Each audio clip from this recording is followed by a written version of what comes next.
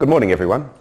Please forgive me, I'm still a little gunked up from a cold, so if I'm unclear, just, I don't know, wave your hands at me and I'll try and repeat myself. I've been asked to come here today to talk about digital badging in Canvas. So I should start by introducing myself. My name's Damon Ellis. I'm a learning designer at the Faculty of Education and Social Work. I'm also on secondment this year to CLEAR. This is an interesting topic for me because it's happening a little bit on this campus, digital badging that is. It's not happening a huge amount, and I think there's potential for it to be used in a lot of different places. But you can think of this as maybe a little more speculative and exploratory than it is a description of current practice and current things that are going on. That is not to say that there aren't some interesting badging things going on right at the moment. I'll talk to those in a bit, but that I think that there's a lot of things that haven't been done yet that could be. Best place to begin, I suppose, is asking you all, are you familiar with the idea of digital badges? Can I get a show of hands who's heard this term before, has a decent idea? Okay, a good amount here. Who's never heard this at all? Is this completely new to you? Okay, cool. The general structure of this half hour is I'm going to start with a general description, definition kind of exploration. I'm going to narrow it down then to what's going on at this campus and what could be going on in terms of badges inside Canvas. And then I'll expand it out a bit to see what's going on with our friends slash competitors over in Australia mainly and what that means, I guess, for higher education, if I can blow it out so much. First thing I wanted to ask, what's the first thing that you think of when you hear badges? I think, badge, what do you think? Is that? Girl Guides? Scouts. Girl Guides and Scouts? Okay, I'm really glad you said that because that's my first slide. I was hedging my bets because I thought somebody might say, oh, those badges you see on people's backpacks when they've been travelling, yeah? But yeah, absolutely. Badging, you think immediately Girl Guides, Pippins, Scouts, Rangers. I can't remember all of the different levels and titles, but sure, the badges that people decorate themselves with, or the badges that people like to put on their backpacks. And I suppose that these share some characteristics that I think are interesting. One of them is, in terms of the badges on this side, they tend to reflect activity, right, or accomplishment. Like, I have my woodworking badge or my community service badge or whatever. And the ones, I think, on both sides here really try and signal something as well, that they're an external display of that activity or accomplishment. I don't know how many of you have heard this piece of advice, but if you're an American and you're traveling overseas, what badge do you put on your backpack? You've heard it, yeah? A Canadian badge. And it's interesting. The reasoning for this is, well, America's not always so popular, but they'll recognize the accent. If you put a Canadian badge on, you're signaling, I have the accent, but please don't blame me for various geopolitical things going on right at the moment. It's interesting that it functions in that way, but it's also, this guy's backpack, he's very proud of it. Obviously, I've traveled to all of these places, right? So he's signaling that in a way. And that's a good sort of analog equivalent of what we're talking about with digital badges. The basic idea of digital badges, though, comes from somewhere a little more online, and I'm thinking specifically here of achievements. So who's a gamer? Any Xbox gamers, PlayStation gamers, play on Steam? Yeah. Well, okay. Any Minecrafters? Yeah, one or two. Okay, that's good. It's interesting. Not many people will admit to that, but I think there's more out there. When you're playing a game now, there will be a set of achievements that you can accomplish. It might be, killed so many enemies or moved this far in the game or accomplished some other strange things. It'll pop up a little achievement unlocked display saying, hey, you have managed to do this.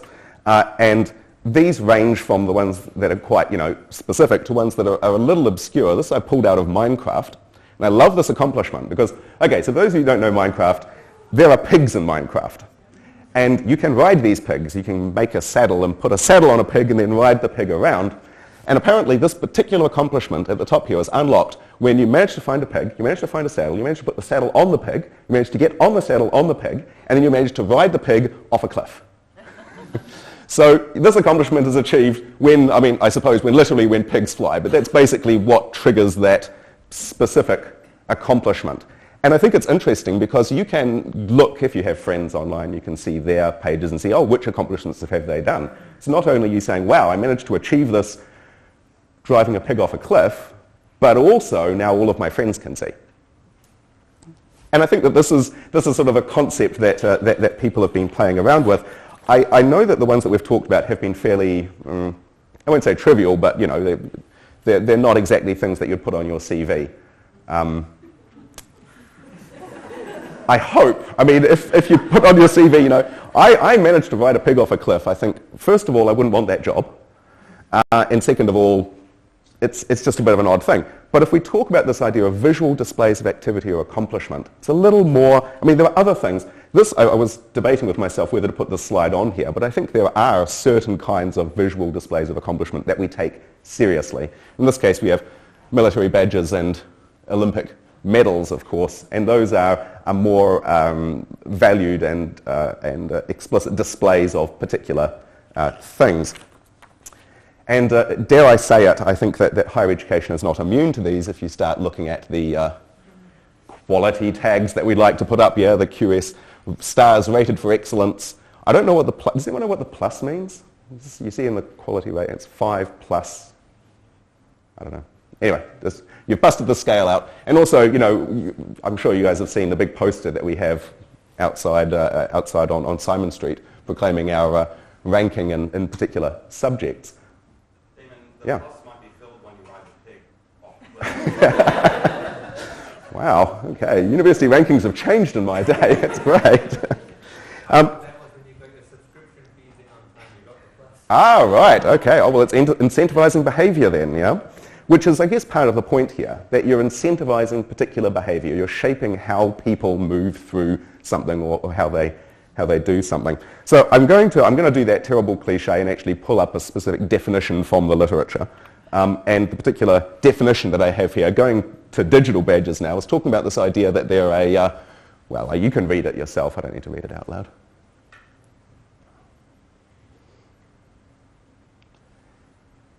And I just wanted to pull out two parts of this. Now, there are a few other terms that kick around digital badges. We talk about micro-credentialing as one that comes out. We talk about gamification. And I think the general implicit understanding here is this is something distinct from existing credentials and existing sort of structures of teaching and learning. But the two things that I wanted to pull out here are, first of all, what you're actually doing to earn these badges or to do these badges, and they divide it up into accomplishment, interest, affiliation, but really all tied to specific activity, so specific behavior. And the second part of this is that there are specific characteristics of digital badges that people are aiming to use. So in this case, you know, it's something that you can actually see. It's actually a physical representation. It's not just an email saying you've finished this, but it's something that is actually displayable and that is actually available online, not just for yourself, but for other people. So the equivalent of pinning it to your sash or whatever. And finally, the whole idea of a digital badge is that you can go to this digital badge, click on it if you are looking at one, whether you're an employer or an interested party or the person themselves, click on it, and the badge itself contains information about what it is, how you got it, where it came from, who gave it to you, all of that kind of stuff, which they refer to here as metadata. That is data about the badge in this case. So there's a few definitions around. I'm not going to belabor that point. But those of you who, Chronicle of Higher Education, of course, is one of those publications that likes to talk about the next big thing in higher education. In April this year, they had this lovely, how open e-credentials will transform higher education, and they've got this higher badges. Transform education. So people think that it's a big deal, think that this is something that's coming up. Now, I saw this transform education, and I put this in big words because it's a pretty big claim. And then I thought about that a bit. I have to say, I am not a cheerleading type. I can't do a handstand to save my life. So I saw this transform education. I thought, okay, it's maybe a little overstating it, possibly. And the reason I think that is I went back over the last 10 years and looked through journal articles, book titles, various publications, and I wanted to see what exactly is going to transform education. What I found was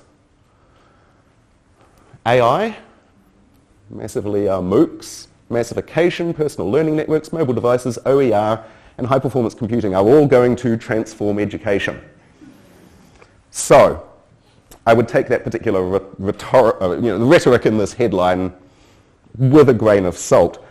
For me, I think that there is potential, and what I'm hoping to do in this session is talk to you a bit about that potential and problematize it a bit. I mean, we wouldn't be in higher education if we didn't love problematizing things.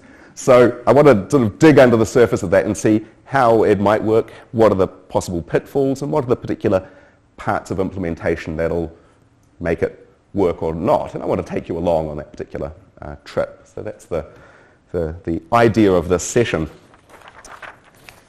And of course, badges do already exist at this university in one particular place, and I'm really curious as to know whether anybody knows that place. So where are badges already in place and happening and being used by students today? Does anyone know?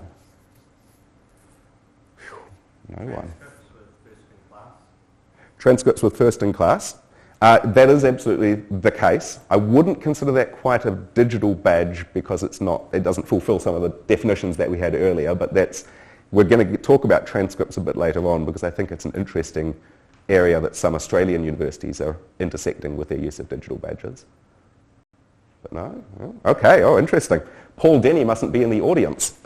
We have badges in PeerWise. So I hope that most of you are familiar with PeerWise. It's definitely something that has been talked about at earlier events of this type. For those of you that don't know, this is a system that enables you to allow students to create quiz questions for each another and then answer those questions and develop a kind of peer knowledge network kind of experience inside a course. And PeerWise does have badges. They divide those badges into three sort of stratified areas. Ones that are sort of more your initial activity, doing something, the basic badges, getting through to ones that are a little trickier to earn, and then ones that are really like, wow, you've done a lot of activity inside PeerWise. And I'm not going to go into the PeerWise badges a great deal. It's worth exploring, and especially if you do a search or just follow this web link. Paul Denny's done some lovely analysis on whether the badges in PeerWise actually work. And by work, I think he means change behavior, change how people work within that tool. You can see an example of the kind of badges that are going on here. These are the basic ones. They're all pretty easy. I've answered someone else's question. I've created a question. I've followed a particular author. You can see the examples on there. But that's what's happening in terms of it's actually being used. And I am aware of one or two courses that actually use the badges within PeerWise as a part of assessment. I mean, it's more of a motivational assessment, but it's saying you need to earn this number of badges in order to get this number of marks in your course. To the best of my knowledge, that's the only place that digital badges are actually used inside a course. I'm happy to be contradicted on that because I don't know the whole university. Does anyone know of any other specific current activity? No? Okay. Okay, that's cool. So, I wanted to pull out of my presentation and talk a bit about what badges might look like inside Canvas. And Canvas actually has an integration with a particular platform called Badger. This is in that lovely fashion that IT companies like to do. They've just dropped a couple of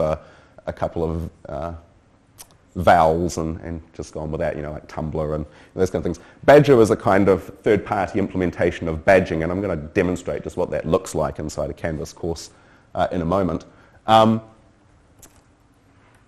Badging, now Sam, I saw Sam was here somewhere. Sam's, oh yes, there you are. So Badger is not currently implemented inside Canvas, but Sam and the team that she's with have been testing it and making sure that it's working, and she's been so kind to provide me with an environment inside a test environment that we can take a look at badging, and so I can demonstrate it today. I don't know if, probably not a conversation to have right now, but this is something that has been on the radar of the university for a while, so something that we'll be talking about in more detail, I hope, coming up. I'm going to switch out of here and go into here. Now, unfortunately, certain people that will remain nameless, not looking at anyone,